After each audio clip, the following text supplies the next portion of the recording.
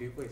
Yeah, my name's Tom Marshall, from Rochdale, but I've been living in Mexico for the last 8 years, and I work for ESPN covering the Mexican national team, Mexican First Division.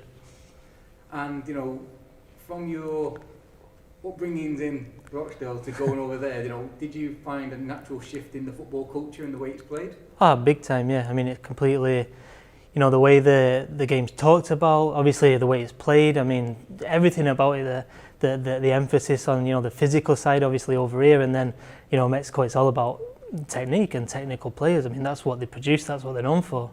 And I know you're on a sabbatical, you come back here for the Christmas and stuff, but why did you see to yourself, you wanted to give the PFSA course a go? I think, obviously as a journalist, I think and we get criticised a lot, I think in general, but I think it's also we have a responsibility to, kind of update ourselves to learn as much as possible about, what's going on in the game, and obviously scouting's a big part of that. And also it's like, I'm writing about players every week, and I think that, I wanted to get like a professional foundation into seeing how clubs and how other people are assessing players, so that I can do it in a responsible manner as well. And what would you say has been the biggest takeaway for you, over the last few days? I think the way that the assessments are put together, and looking at each of the aspects that that clubs are looking at for every player. So obviously, not just what's going on the pitch, but also off the pitch. What the players like there, the psychological side, sociological side as well, and like seeing it almost as like a package. And as a journalist and obviously a student of the game, do you find it quite strange that something like the PFSA was not in place from year dot, or has not been identified as something that should have been in from the start? Yeah, I mean, I think not just in scouting. I think there's so many areas of the game that we have to improve, not just here in the UK, but all around the world. I mean, we're talking about the scouting organisation here, but what about other countries? And I think that's probably what needs to happen, because at the end of the day, this game's massive, absolutely all over, and I think that we need an organisation that's going to represent scouts moving forward as well, all over, not just here. Now, obviously, I've spoken with the guys before, and they are, obviously they're going more global now. But as a replicable blueprint, from what you've seen in the last few days, do you think this is something that can easily translate into any country, regardless of? Not just to easily translate. I think it's needed. I mean, I think that for example, I can only really talk about Mexico, but I think that clubs would especially be really receptive. I mean, I think they're very open, increasingly open to kind of new ideas, and I think that a scouting course like this would be, I know, for example, that the clubs in Mexico, like Pachuca, that actually come to Manchester United and want to learn from the way Manchester United scout players, and then they take that back to Mexico. So, why not open that up and make it kind of in a broader sense? And you think, on a purely economical way standpoint, that if they were better equipped to identify better players quicker and more often, naturally that will, improve the influx of cash that goes into Mexican football? We're starting to see that now. We're starting to see a real awareness.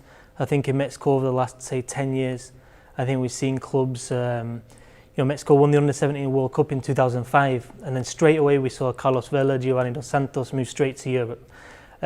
We've seen Mexico recently have success at youth level, and you see inside clubs like Chivas, Pachuca, they're now exporting players, and they're now realising that identifying the talent earlier than they did before, and then developing it, getting these players breaking into the first team, and then maybe exporting them after. They're making good money at it now, especially a club like Pachuca. And as we mentioned there, football is a business, and it's massive, as you say, it's going there.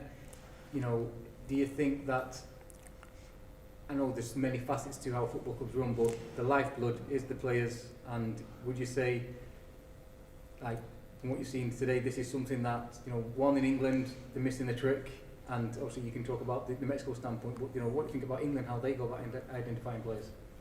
I mean, England's different. I mean, England's a crazy country. When you've lived abroad for so long, it's crazy, because there's football. I've never seen another sport in another country there's so much passion. There's 4 divisions here. Straight away, everyone has some kind of youth academy. So I think that here it's about making it as professional as possible. I think in other countries it's actually even just putting a structure in there. So I think I'd say that's the difference between, say, the UK and, say, Mexico, where I don't think, if you look at like youth level, talking like, you know, U15s below, I don't think there's that structure where you're identifying talent as early as they should. So from what you've taken away over the last few days, how would you reckon that will impart on what your bread and butter now will be? Definitely the way you look at players, the way you assess players and you know, write about players. I think there's, you know, it gives you a good foundation about to know what you're going to write about and to do it with a bit more authority. I think that's important as well, because like I said, as a journalist, it's important that we're not just putting any old rubbish out there, that we actually know what we're talking about, and especially for us that we're not ex-players. I think it's important. I think there's a responsibility there. And did any of it surprise? I know you got some good takeaways. What's been the biggest surprise of what you heard? Like for me, what Jerry said about the woman in the hand, you know, that was like a bit of a shock. Were there any bits that you were like, wow, you didn't know? I'd say the regulations. Right. Because, you know, when you lived in somewhere like Mexico for a long time, the regulations just simply aren't as strict. And it's like, you know, the way you shouldn't approach parents, for example. I think it's really important that you should, you know, it's not your job to be approaching parents after watching a game. Whereas, you know, I might not have recognised that before, because in Mexico, things like that are a lot more loose. Fair enough. Mate, absolutely brilliant. Yeah? Yeah. Cool.